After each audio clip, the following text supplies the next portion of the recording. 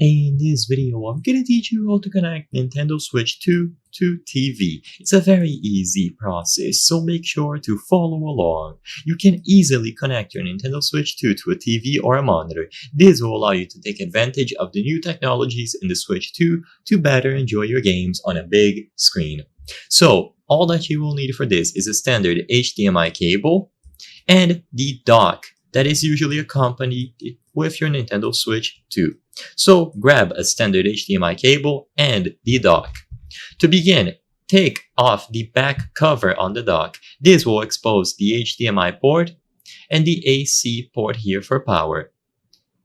So plug these cables in accordingly. As I've said before, this one on the top will be for power, and the HDMI port will be for actually connecting the console to the TV or monitor itself.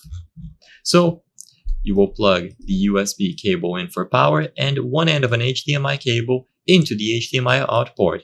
The other one goes into your TV or monitor. It doesn't matter which model you are using as long as you connect the HDMI cable from the TV or the monitor to the Nintendo Switch dock. After this is done, you can cover this back portion of the dock if you prefer. The cables will still have a slot to go out of, but this isn't mandatory. And with this done, now all that you have to do is put the Nintendo Switch 2 on the dock with the screen facing this front part. It is also recommended to remove the Joy-Cons, although it is still going to work even if you don't do this right now. Nintendo recommends removing them just for safety, so you should do that right now if you want to make sure that it works 100%.